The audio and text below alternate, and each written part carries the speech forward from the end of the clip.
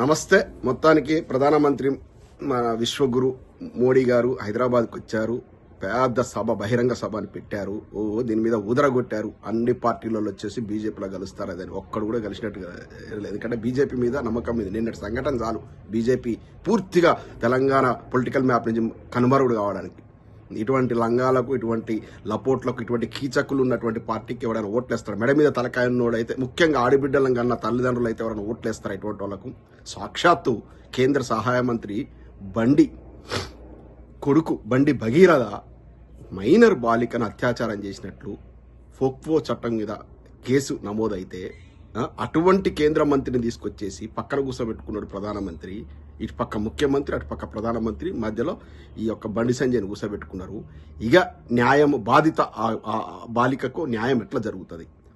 దేశ అత్యున్నత పదవిలో ఉన్నటువంటి ప్రధానమంత్రి అక్కడ ఉంటాడు, రాష్ట్రంలో అత్యున్నత పదవి ముఖ్యమంత్రి ఉంటాడు, పక్కన అటువంటి కీచకుడి తండ్రి కేంద్ర సహాయ మంత్రి కూర్చొని ఉంటాడు.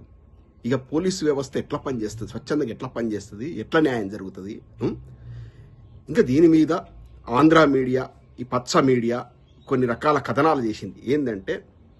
ఏంది హనీ ట్రాప్ అంట. అరే బేవకూఫ్ గాళ్ళరా, హనీ ట్రాప్ అంటే తెలుసారా నాయన?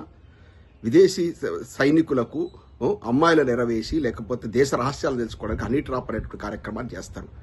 చిన్నపిల్లతో ఆ అమ్మాయి ఇష్టంతో కలిసినా కూడా నేరమేరా అబ్బాయి.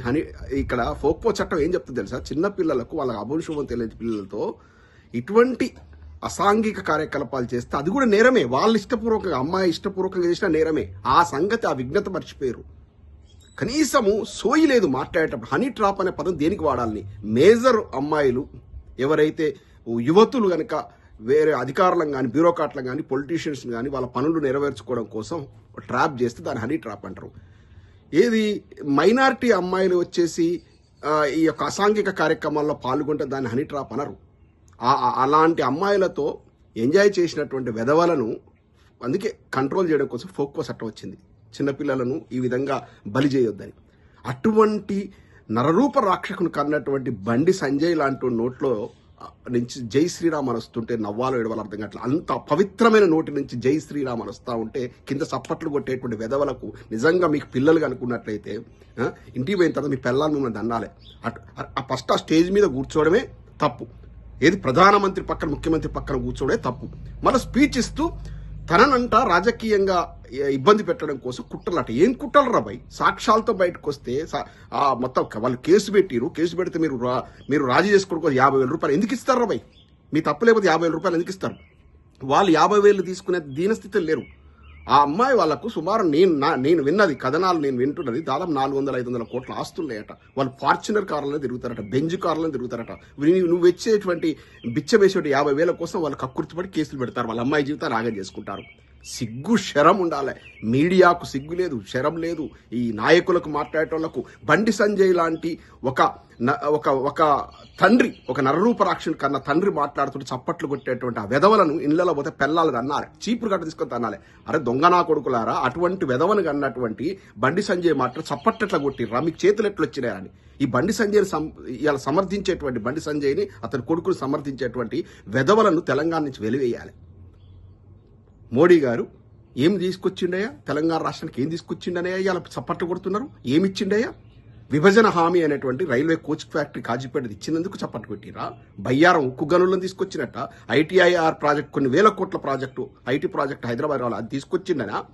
ఒక్క మంచి పని తెలంగాణకు ఒక్క రూపాయి మోడీ ఇచ్చిండ? అసలు బడ్జెట్లో కేటాయింపులు ఉన్నాయా తెలంగాణకు? సర్వనాశనం. తెలంగాణకు ఒక్క రూపాయి ఇయ్యాలి.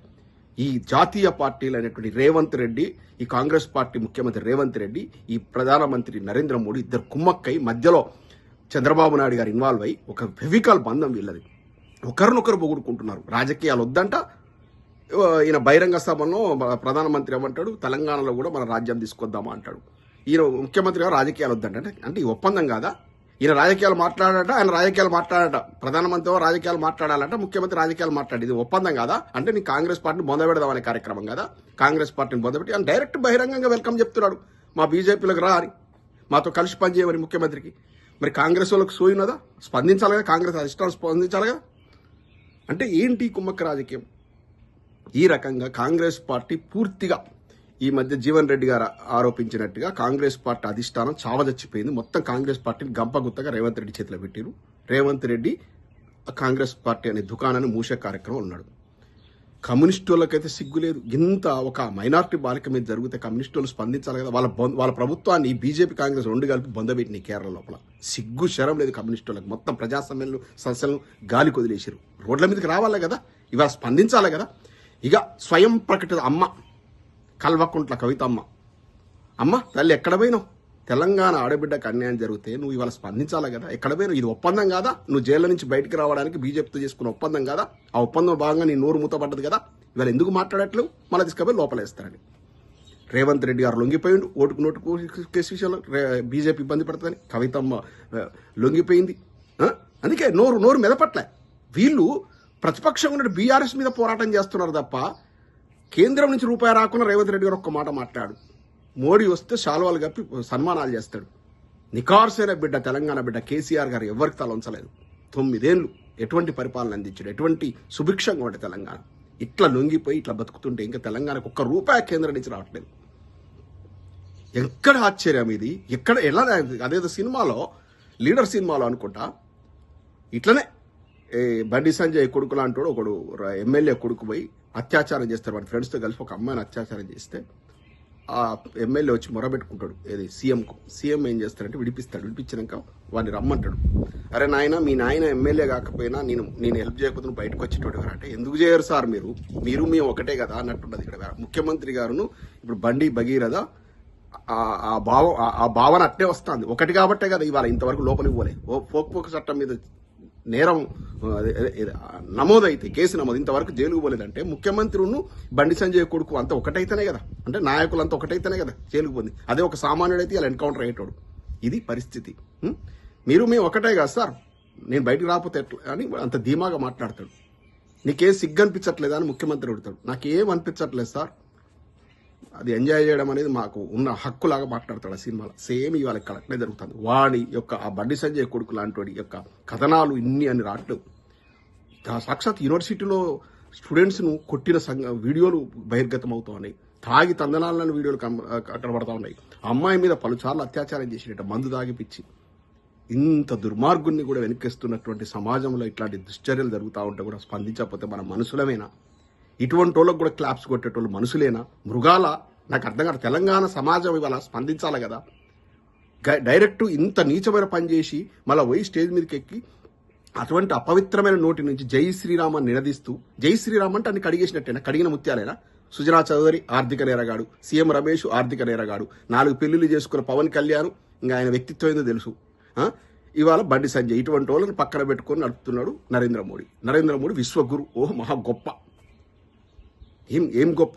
240 లక్షల కోట్ల అప్పులు తీసుకొచ్చాడు భారతదేశానికి 12 ఏళ్ల పాలన లోపల. ఏం ఉద్ధరించాడు భారతదేశాన్ని?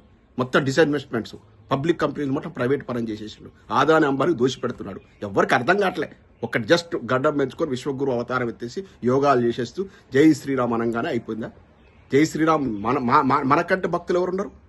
మన కేసీఆర్ గారి కంటే భక్తులు ఎవరున్నారు? యాదాద్రి టెంపుల్ లాంటి ఒక టెంపుల్ కట్టిర్రా ఈ విశ్వగురు కానీ, ఈ బీజేపీ వాళ్ళు కానీ, కాంగ్రెస్లు కానీ? బ్రహ్మాండ టెంపుల్ కట్టించారు. కానీ రాజకీయాలకు ఎప్పుడు కూడా హిందూ మతాన్ని వాడుకోకూడదు. హిందూ మత పవిత్రతను దెబ్బతీసినట్టు రాజకీయాల కోసం వాడుకుంటే. రాజకీయ కంపు ఉన్న వాళ్ళు జై శ్రీరామ్ అనకూడదు. రాజకీయాల కోసం జై శ్రీరామ్ అనే పదాన్ని వాడకూడదు.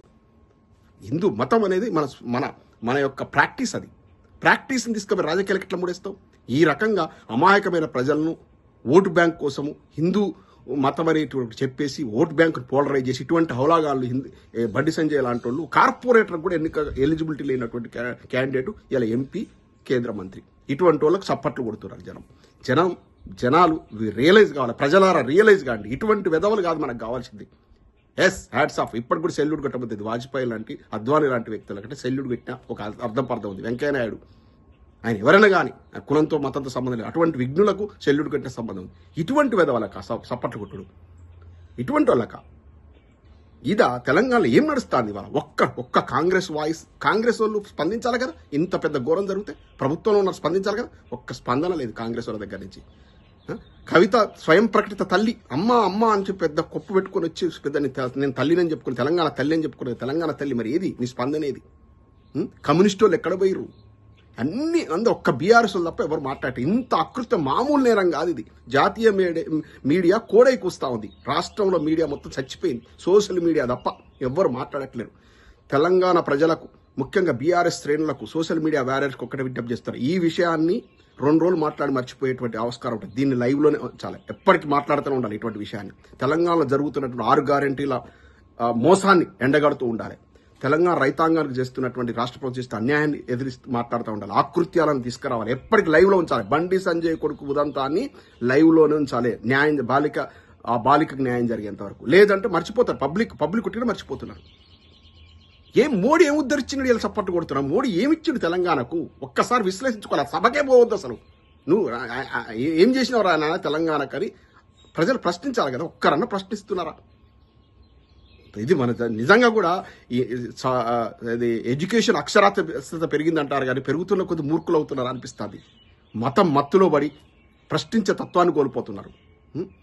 కాంగ్రెస్, బీజేపీ 2 జాతీయ పార్టీల వల్ల మనకు నయా పైసా లాభం లేదు. బీజేపీ, కాంగ్రెస్ 2 జాతీయ పార్టీలు నాటకాలు ఆడుతూ అంటగాగుతూ ప్రాంతీయ పార్టీలు ఒక్కొక్క దాన్ని బొందబెట్టుకుంటూ వస్తున్నారు.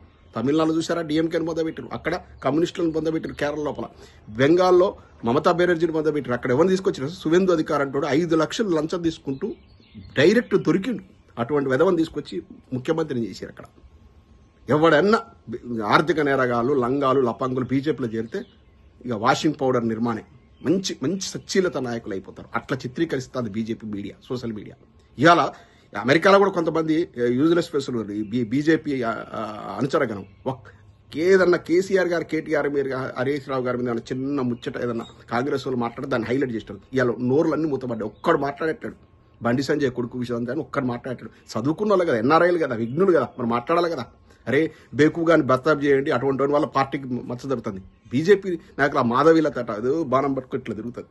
ఏం మాటలై చేతలై అదో అమీబా ఫేస్ లాగా ఉంటుంది. సంజయ్ రెడ్డి అట బీజేపీ, మన కాంగ్రెస్ సంజయ్ రెడ్డి కల్వ సుజాత కొద్దిగా స్పందించినట్టుంది. ఆ సంజయ్ రెడ్డి అంటే ఆమె దుస్తుల గురించి, లేడీస్ దుస్తుల గురించి మాట్లాడదు, హీరోయిన్లు పడుతుంది. మరి మాట్లాడట్లేదు. ఎడబోయింది నీ నోరు? కంపు మనిషి. ఆ కంపు మనిషి ఎట్లా పడితే అట్లా మాట్లాడుతుంది పెద్ద పెద్ద నాయకులను. మరి ఇలా మాట్లాడాలి కదా. ఒక చిన్న బాలికకు అన్యాయం జరిగింది, మాట్లాడాలి కదా. ఇది తెలంగాణలో జరుగుతున్నటువంటి ఘోరాలు, నేరాలు.